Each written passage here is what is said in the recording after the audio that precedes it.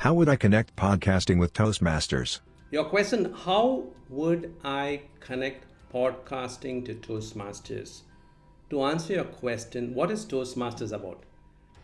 At its roots, it's about communication and leadership.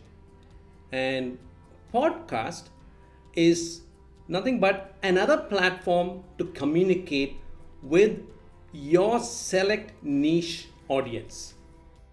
What is the difference between a YouTube and a podcast? For one, a YouTube video is audio visual. A podcast is a audio medium. So this is the primary difference. A podcast is you can call it as an audio capsule, which is on the internet, which is available for listening on demand. Will podcasting become a popular medium in the near future? Yeah, I think to be honest, it's already a very coming medium. It's actually overcome, like, because of the whole pandemic situation. I think podcasts are taking over, like platforms like Clubhouse and other mediums have started coming up. I think Spotify has also come up with their own Green Room app, called Green Room. So I think podcast is the new in thing now. There's an audience for everything and everybody. So it's not like film will die because podcast is coming up. I think it'll continue to live, and so will podcasts. It's just that we're getting stronger and more people are getting access to podcasts as a medium, not only to create, but also to listen. As the president of a podcasters club, tell us on how does your club add value? Innovation is key, right? And when the world has moved away from on stage to behind the screens, I think the next generation and the younger generation are more and more hiding behind the screens. And why should everyone be so scared of public speaking? So we're moving with time, and we're very excited about taking up the opportunity and making it happen and making it available for our members and for everyone who ever wants to learn. It's a platform for everyone who wants to get started. And with senior mentors like Robert and, very established podcasters that we have as our core, in the team as our core team, we're making it available for everyone who wants to make it happen. So we're very proud to be where we are. My question is a very basic question, so I'm putting it across the floor. I don't have any idea about podcasts. Can you explain it to me in simple words? All right, I'll take that question. In the simplest of terms, a podcast is an audio file that has been recorded and hosted on the internet, from where it can be downloaded onto your smartphones or your laptops or your PCs and heard at your leisure. Now, usually podcasts, they come in episodic manner. That is, they have either daily episodes, or they have weekly episodes, or they have fortnightly episodes. That's how podcasts are. So that's what is a podcast in a nutshell. I have the next question here. That is, basically, I have no AV editing experience whatsoever. Can I still make a podcast? Well, I guess if you want to make a podcast, the only thing you need is content. If you have content, nothing will stop you from making a podcast.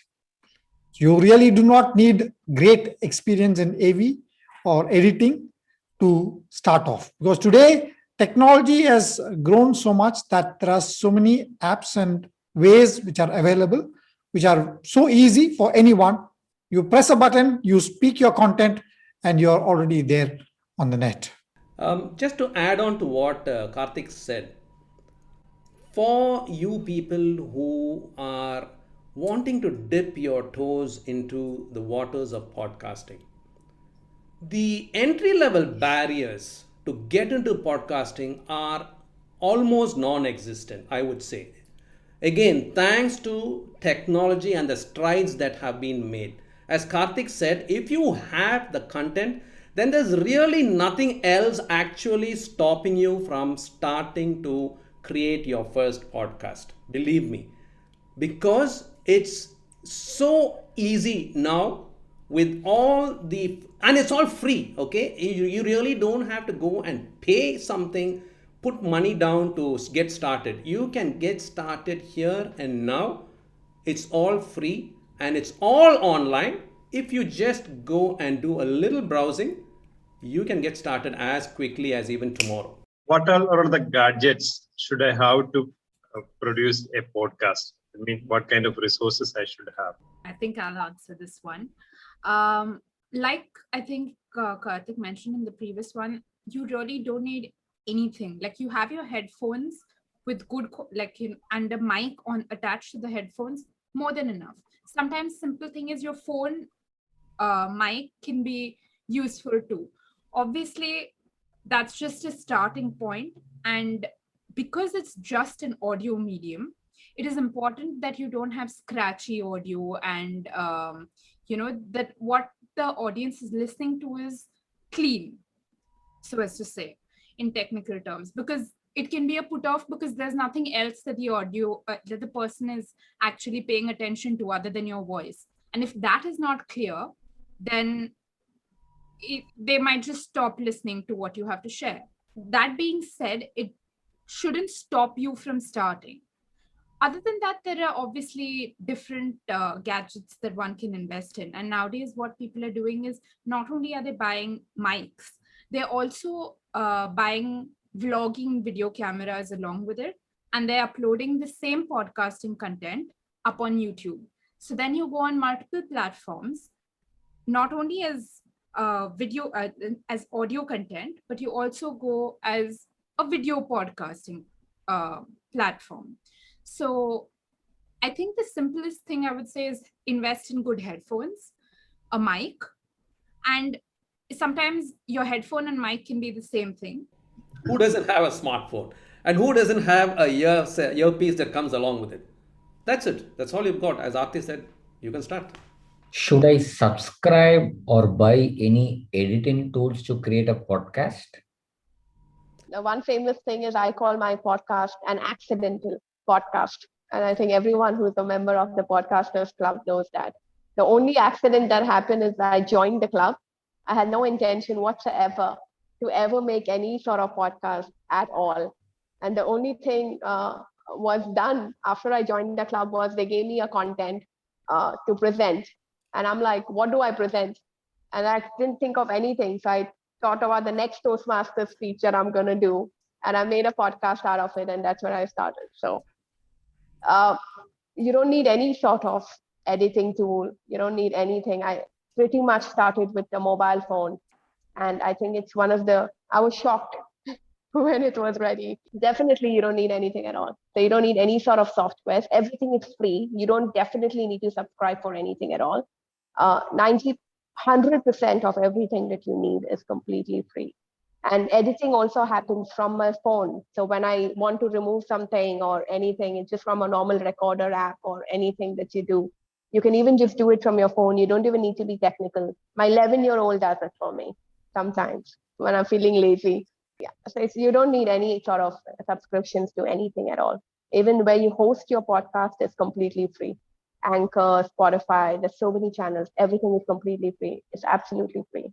Because Anchor is the simplest software for you to use. And that's the place where you can get started off because it's all just press of a button. Yeah. Rightly said. Rightly said. And for those of you who have Android phones, Audacity is free. For those of you who have Apple phones, it comes with a free GarageBand where if you can start learning how to edit. It's all free. Okay, my question is, where all should I refer to before I actually start with my podcast? What should be my reference guide? Before you actually start your podcast, where all should you be referring to? Now, referring for content, referring for the tools that you will require to have in place to record your podcast, and referring for the tools that you will require to edit your podcast, referring for how you will finally upload the podcast that you have now recorded and edited. These are all the things that you would have to check up for. Now for the content is yours. It's your baby. You need not be guided by, oh, everybody is going for this particular kind of a podcast segment, so I also should do that. That's the first blunder you will be doing. When it comes to content, the reference should be something that you find a lot of joy in it. A subject that you don't mind spending a lot of time talking about, a lot of time discussing with others, sharing ideas about it, sharing thoughts about it. That should be your North Star to guide you to what should be my content. Okay? Next, coming to the gadgets, which is already been said. All you need is a smartphone and earpiece to begin with. You want to get a little bit more technical, spend about 50 dirhams, you get on Amazon a lavalier mic. That is more than enough and you're good to go. As for the software, we already spoke. Audacity if you're on an Android user, GarageBand if you're an Apple user. Even that is not required. You go on to Anchor, you can do everything, it's free, and Anchor will take you from end to end. You go, record, edit, and host it. That's it, you're done with. The entry level barriers for one to get started with podcasting are almost non-existent today. If you all really want to get a little bit more detail, there's the podcast host community, there's the Podmove community, there's oberlo.com. There's tons of information out there where they handhold you and take you from one step to the next step to the next step. That's all. The only thing you really need to be concerned about referencing is your content, nothing else. It's your content. Content is king at the end of the day. Question is, should I write my script for a podcast or should I be impromptu on my podcast? What do you guys think? I'll just start this. Preparation is very important. Whatever you do, it is just not for the podcast. Anything you do, you prepare well, you'll deliver well. So you know the content. You are fully aware what you want to tell your listeners. So better prepare a script, be ready with the script, and use the script and record. So that is one way if you're giving out an informative podcast. But if there is going to be a podcast where it is an interview or it's an interaction, then you really cannot prepare what the other guy has to say. You can't really tutor him. If you are a beginner, if you are doing this for the first time, don't do it without a script. All right?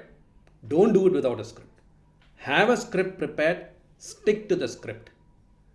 As you progress a couple of episodes down the line, see if you can convert the script into bullet points. I'll tell you why. Because when you're following a script, the emotional connect will not be as much as when you are just talking from within you. All right?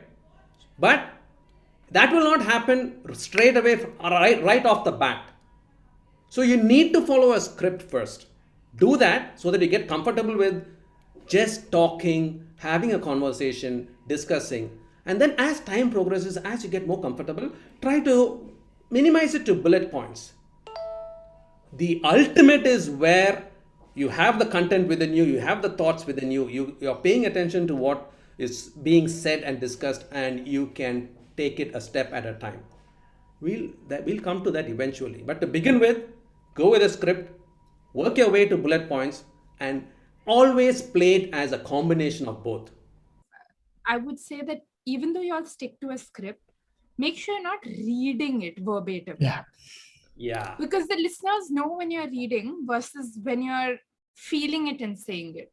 Exactly. So I think, yes, use the script, but don't just read it out. I think it's like you're on a call with someone and you have to be talking to them because your audience is not, I don't think, so you're talking to one person rather than talking to an audience. So your when especially in a podcast, your audience member is one listener. I was just going to ask, she has almost answered 90% of my question. What I was going to ask was, you see, I have the intention to create a podcast. I have the content.